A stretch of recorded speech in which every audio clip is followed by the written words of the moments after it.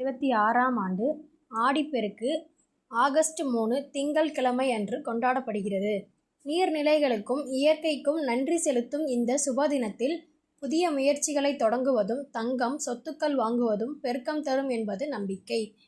ஆடிப்பெருக்கு நாளில் தவிர்க்க வேண்டிய விஷயங்கள்: வீட்டை பூட்டி வைத்துவிட்டு செல்வது. ஆடி 18 லட்சுமி கடாட்சம் நிறைந்த நாள். அன்றைய தினம் வீட்டை முழுமையாக பூட்டிவிட்டு நீண்ட நேரம் வெளியே செல்வதை தவிர்க்க வேண்டும். வீட்டில் குறைந்தபட்சம் ஒருவராது இருப்பது அல்லது பூஜை அறையில் விளக்கேற்றி வைப்பது நல்லது. அசுப மற்றும் கடன் சார்ந்த காரியங்கள்: இந்நாளில் எதை தொடங்கினாலும் அது பெருகுவதாக ஐதீகம். எனவே கடன் வாங்குவது, கடன் கொடுப்பது அல்லது யாருடனாவது வாக்குவாதத்தில் ஈடுபடுவது போன்றவற்றை தவிர்க்க வேண்டும். நீர்நிலைகளை அசுத்தப்படுத்துதல்: ஆற்றுப்பகுதிகள், குளங்கள் மற்றும் நீர்நிலைகளில் வழிபாட்டை முடித்த பிறகு பிளாஸ்டிக் கழிவுகள், பழைய ஆடைகள் அல்லது பூஜை பொருட்கள் நீரில் வீசி எறிந்து மாசுபடுத்தக்கூடாது. பழைய சுமங்கலி சரடை கண்ட இடத்தில் போடுதல்.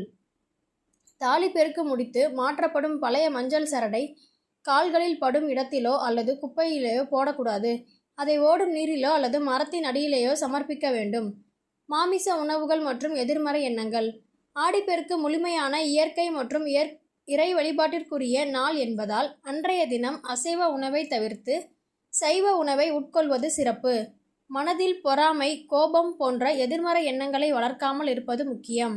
சிறப்புக்குரியவை: இந்நாளில் சித்தரன்னங்கள், எலுமிச்சை சாதம், புளியோதரை, சர்க்கரை பொங்கல், தேங்காய் சாதம் செய்து நிவேதனம் செய்து வழிபடலாம்.